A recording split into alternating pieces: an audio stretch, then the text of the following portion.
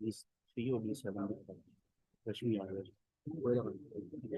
पहले D9 ना, D9 से नमस्ते एवरीवन, मेरा नाम रश्मि आर्य है और मेरा केस पेज नंबर 37 पर है। पराशर ऋषि ने बृहद पराशर पुराण शास्त्र में करीब करीब 42 दशाओं का उल्लेख करा है, परंतु कलयुग के लिए उन्होंने विंशोत्तरी दशा को ही सर्वमुख्य माना है।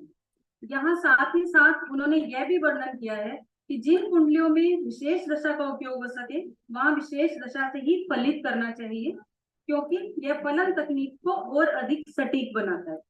इसी नियम के आधार पर हमें कार्य करते हुए एक मजबूत आधार स्तंभ मिला कि विंशोत्तरी दशा के जो इवेंट्स हमें क्लियर नहीं दिख रहे थे वो षोडशोत्तरी दशा से पूर्ण रूप से फलीभूत होते हुए दिख रहे थे। इंटरेस्टिंग फैक्ट ये भी रहा कि इस इवेंट से रिलेटेड डिविजनल चार्ट्स में हमें पूरी क्लैरिटी से उस प्रिडिक्शन पर स्टैंप लगते हुए लगी। अब षोडशोत्तरी दशा की रिसर्च श्रृंखला में इस दशा से विंशोत्तरी दशा से इस मेल चार्ट को एनालाइज करेंगे। दशा की कंडीशंस आपको पहले ही बता दी गई हैं।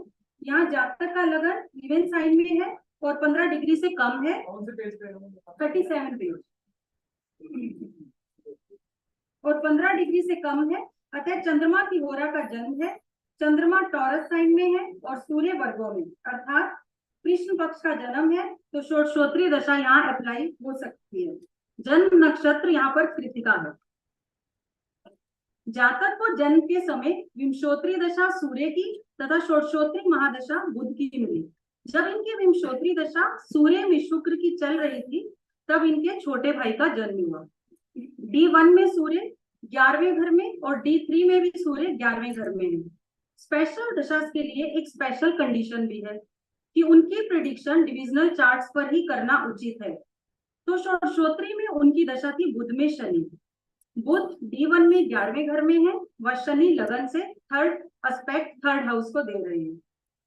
पर D3 में देखें तो यह दशा पूर्णतः तर्क संगत लग रही है, क्योंकि यहाँ MD लॉर्ड बुध छोटे भाई बहन के भाव तृतीय में ही है और यहाँ थर्ड लॉर्ड शनि ही है जो अंतरदशा नाथ है।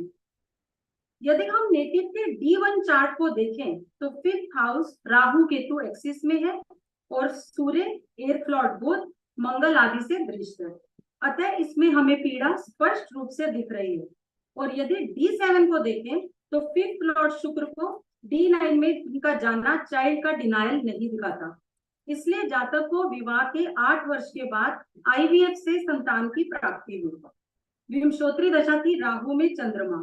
राहु D1 में 5th हाउस में है और चंद्रमा 9th लॉर्ड होकर 7th हाउस में है। षोडशोत्तरी में दशा थी मंगल में मंगल। दशानाथ मंगल D1 में 4th एस्पेक्ट से 5th हाउस को देख रहे हैं और D7 में जाएं तो यह स्थिति सुस्पष्ट है, क्योंकि D7 में दशानाथ मंगल खुद ही लगन में है और इस पूरी घटना पर स्टैंप लगा रहे हैं।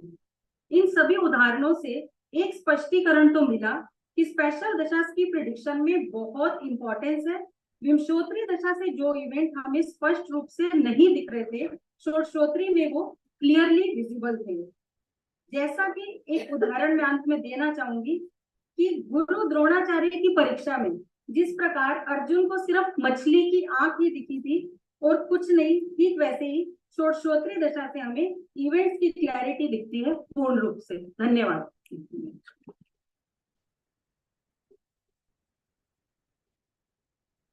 बहुत बहुत धन्यवाद मैडम, इतने कम शब्दों में जो आपने